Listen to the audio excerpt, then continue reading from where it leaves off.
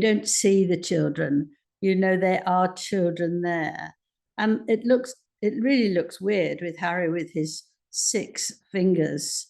And the whole thing is blurred. I mean, it's been taken at a very strange time. And I think it's done to be spiteful towards us. Breaking right now, growing controversy over the release of Prince Harry and Meghan Markle's Christmas card, which includes a new picture of their little seen children, Prince Archie and Princess Lilibet. But is all what it seems amid claims of manipulation and Photoshop? Of course, there was so much attention when Catherine, the Princess of Wales, even though she was undergoing cancer treatment at the time, unbeknownst to the public, had the cheek in the view of the mainstream media to do a little tweak on Photoshop. But there doesn't seem to be any focus at all on what on earth is going on with this picture, which, by the way, is pretty cynical anyway, because it's very clear that they have tried to ape this image of Princess Diana. Do you remember the really iconic image of Princess Diana when she was on the ship and she hadn't seen William and Harry for such a long time? But that was such a genuine moment. This feels like acting to me. But let's have a look at what some of our royal regulars have said. According to Taz, posted, "I'm finding it bizarre how the Princess of Wales Mother's Day card was pulled apart by royal reporters and mainstream media with such dedication it forced agencies to pull the photo. Some MSM even employing forensic experts who work for the police to pull apart her photo, pixel by pixel, like it was a murder scene. And yet not a peep from anyone over this. Chris Ship hasn't even asked for a horticultural expert. Is it because deep down they are only really interested in Catherine?" The Royal News Network posted, "This is the stupidest Christmas card ever. The picture of the family is horrifically bad, looks like AI, and the composition is awful. Also, the rest of the pictures are not corporate, but personal and self-indulgent. Why can't they just act like normal people?" Paula M posted something that she thought could be the real holiday card from Archewell, which I have to say did make me laugh. P. Dina wrote, "Can we talk about what a disgraceful holiday card this is? The self-indulgence of their performative charity work and that non-picture of a family photo looks so fake and contrived. I see deception." And speaking of this deception, this is what Princess Carparkle says is proof that there has been some sort of manipulation. They write, "Harry has extra fingers. That dog needs a vet, and Meghan Markle's waist must not be screwed together correctly because her foot goes one way, torso the other." They also say, "Why is Lily the size of a 6-year-old? Red hair is a recessive gene, but they should have 22% Nigerian in them." So lots and lots of question marks over this Christmas card. But what does our royal mastermind think about it? Prince Harry's biographer, Angela Levin, joins me now. Angela, this has certainly caused a lot of controversy, the blurry small picture. What do you make of it? Yeah, I mean, I think it's deliberately done by them. They won't, it's like sort of holding a carrot in front of a horse. You don't see the children. There are children there. And it really looks weird with Harry with his 6 fingers. And the whole thing is blurred. I mean, it's been taken at a very strange time. And I think it's done to be spiteful towards us, actually. Anything you can do, we can do it better to make you more angry and to make you more reluctant to deal with us. But what annoyed me equally, if not more, was that the pictures they chose, which was from one of their phony royal travels, was a disaster. And they actually want to show them looking at each other lovey-dovey. Everyone is Meghan looking at the camera, and everyone is Harry, beside her, sort of as a sort of servant. And apparently that trip to was one of the things that made him feel that he can't stand just to be there ready for her. And one of them, which is Harry looking at a would-be injured soldier down on the far right, bottom right. And that was done in a phony way because he was laid down just so that Harry could come and give him a slap on the back and say, you know, you're okay, mate. There was nothing on the side table. This man was not injured. It was all set up so Harry could look as being, as he is in Invictus Games, being a caring man. But all these things, the journey was terrible. They spent a lot of money, upset a load of people, and yet they couldn't care less. You know, if you'd gone somewhere and it was a disaster, but you'd liked it because you'd got 26 different presents and you were made to feel that you were royals again, you actually, you know, you should hide it away in shame. So the whole thing is awful, absolutely awful. Just because Meghan's smiling does not mean that everything is right and good. It's absolutely appalling that that's what they're doing. And it is really saying, I'm better than the royal family. I know what to do. Na, na, na, na, na. And that's it, you know. Angela, there's so many things about this card that infuriate me too. But did you notice they don't even mention the word Christmas because they're just so woke now, just so woke. Christmas card doesn't have the word Christmas on it. And am I outraged about that? Yes, I am. Yes, I am. Because this is wokery gone mad. They say, we wish you a very happy holiday season and a joyful new year. I'm sorry, your father is the head of the Church of England. The late Queen Elizabeth II raised you better than that to feel ashamed about using the word Christmas. Quite right. I mean, they did this last year as well. And there was a hoo-ha about that, saying this is ridiculous because it is our Christmas. But they want to be woke, but actually it hasn't helped them. People don't like them or want to be with them because they're woke. So it's not a winning thing to do. But I think it's very, very rude to do that for people who are Christian and want to have it as a special which they are holiday actually meant to be. You know, they are meant to be. But look, let's be honest about this, Angela.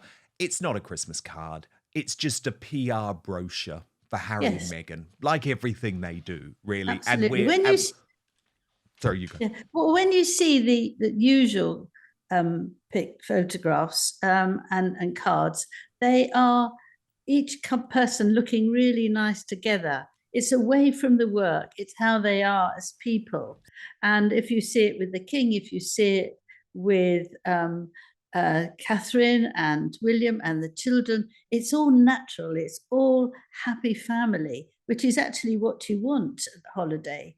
And but this is, you know, we can do better than anyone else, and it's absolute nonsense and really ghastly. And they're not even themselves with the children because you can't see them. They're making gestures which could be nothing, and so it doesn't work at all. But if you've got the royal family do beautiful pictures, and it's all about how their relationship is, rather than, you know, trying to get 1+2 over the person who isn't so clever as you. I mean, it's just awful. And it hasn't been a good week, Angela, because of course we also have the news that Meghan Markle is a complete hypocrite. And we knew that, but a complete hypocrite when she comes to her claims of being ethical in her business pursuits, because the poor women in Rwanda making her £700 so-called ethical handbags, which are part of this, I can't remember what it's called, the Sesta collection, I think. I've got no idea if that's how you pronounce it. That they are paid as little as 10 pence per hour. And that they can get 82 pence a day for their work. And that's well below what any of the World Bank sort of figures consider to be above the poverty line. I mean, in fact, Angela, it's below the extreme poverty line. And rather than just apologizing, Angela, and saying, okay, gosh, we've done something really wrong here and we've lied and we've got to increase their pay, in typical Meghan style, they push back and they tried to say, oh no, these World Bank figures aren't accurate. I mean, it's just It's Yeah. shameful. Yes, it is shameful, and particularly as they say they want to look after people, whatever they feel about them. They want to be kind. Kindness is so important, and loving people, even if you don't know them, is so important. All that tosh, and actually, when you come down to the reality, they are just greedy, and they find things that they can do, and they hope that the rest of us don't find it. And if we do, they ignore it, they pretend it doesn't happen, and they just carry on. But I think it is absolutely shocking to pay anybody £10 an hour and then sell the produce as for Well, 10 £700. pence, isn't it? 10 pence. I What did mean, I say? pounds. I Oh think you did. no, But yeah, sorry. 10 pence. 10 I mean, pence. Sorry. but Angela, what makes me most sick is that she is promoting this as an ethical brand, yet she Yes. is using Rwandan sweatshops. It's Yes. just, oh, it's like her lengths to make money, Angela, know no bounds. It's like she will tell any lie that she has to make money, even when it comes to women in Africa. And remember, Nigerian visit, she's meant to care so much about poverty. Oh, I'm 22% Nigerian. Well, why not pay these women a decent rate? It turns out the key to losing weight and keeping it off is not in carbs or fat or even in probiotic rich food. No, the end game of having a healthy weight, as well as more energy and a long, healthy life, comes down to a specific switch you can flip in your body to flush out unnecessary calories. Dr. Stephen Gundry is calling this the caloric bypass. And by activating this specific process in your body, he has seen thousands of people dramatically improve their health, even at age 50 and beyond. This includes losing weight, getting tons more energy, and returning to the good health they had in their youth once they simply address this one key to better health. Not only that, this is actually associated with improved digestion, strong feeling joints and muscles, smoother skin, and healthier lives, meaning it could be the key to a happy life. Dr. Stephen Gundry has lost 70 pounds himself using his research and has kept the weight off for over 20 years and counting.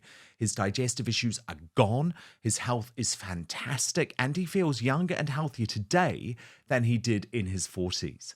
His video has been watched by over 20 million people to date, and you can watch and learn more about it at thehealthyfat.com/outspoken.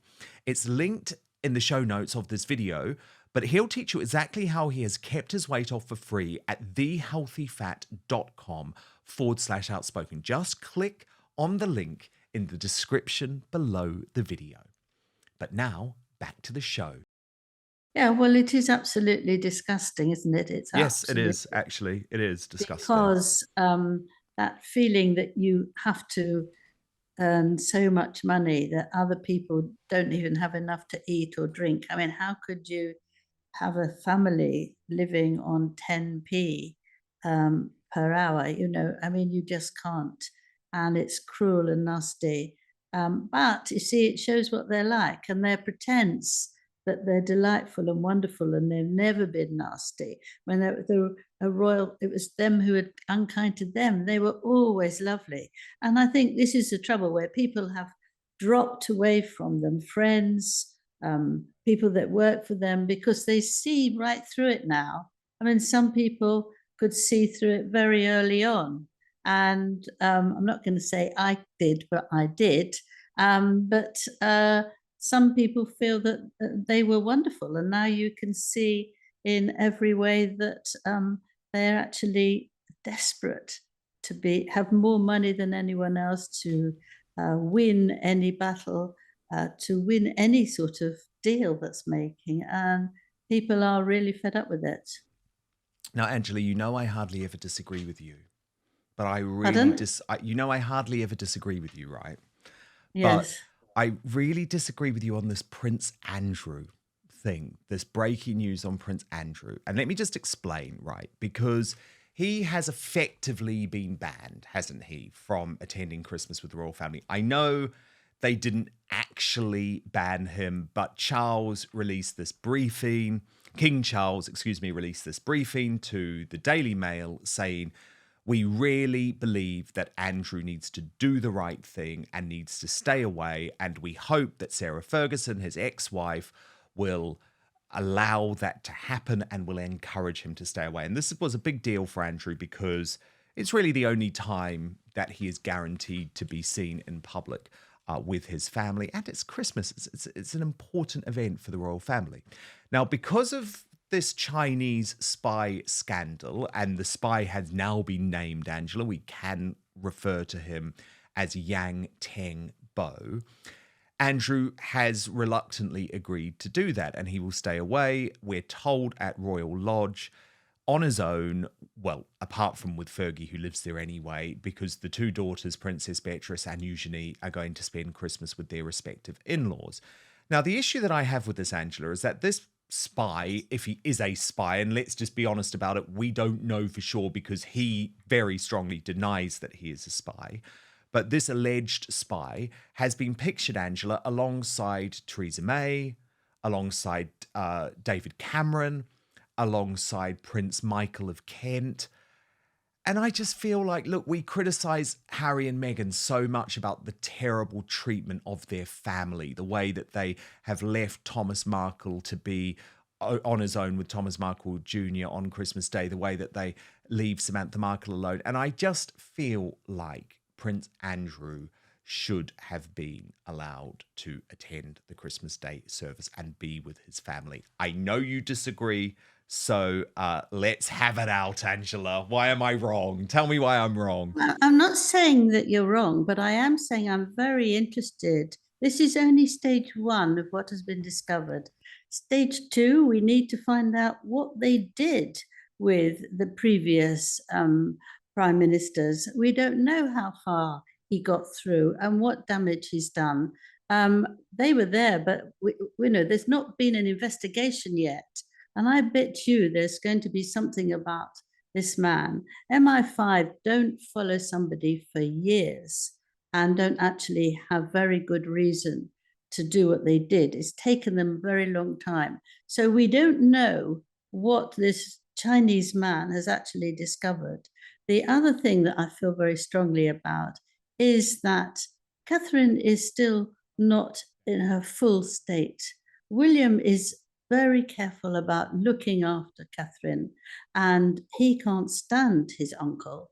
And I think that it would have made a very, very difficult atmosphere, and people wouldn't want to talk to him, and it would be very uncomfortable. And I think the king had to consider other people as well.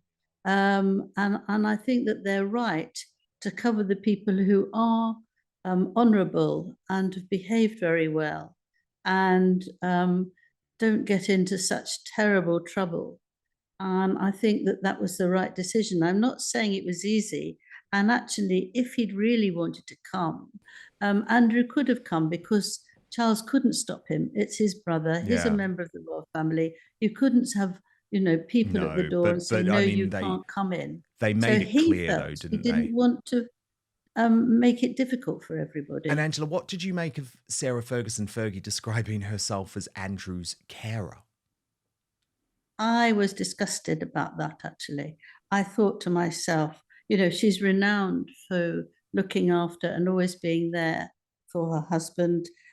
She's had the enormous advantage of having the choice of several rooms in the Royal Lodge. And so to have a sort of pseudo family, she could see her children there. She had lots of space. And whenever he was criticized, she said he was a wonderful man, he was a wonderful husband, he was a wonderful grandfather, and absolutely lovely. But then she slipped.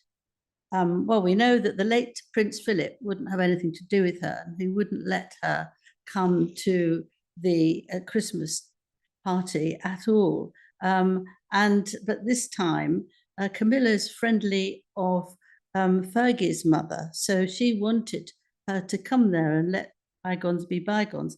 But when she said that what she felt was that her role living with her ex-husband was like being a carer, who looks after a very sad man. Now, I think that is so patronizing. I think that is so spiteful. I think that's awful. Um, to say that you're a carer is really somebody who's totally incompetent and can't do anything very much for themselves, from bathing them, from helping them dress, from talking to them. And a sad man, well, of course, he's a sad man. He's done lots of things that are really wrong, but actually to wash that in front of everybody, thousands of people hearing that, I think that's very unnecessary, particularly as unto this minute she's gone through saying, I love him, he's wonderful, gosh, what a marvelous man. And now we hear that's not true. Very good point, Angela. Very good point. Thank you so much for watching Dan Wootton Outspoken. Please click on my face just to the bottom left to subscribe to this brand new independent news source and turn on the notification bell so you'll be alerted to our brand new live shows, uncancelled interviews, and special royal episodes. Outspoken is also now available as a podcast, so you can listen to the show every weekday on the go, wherever you are.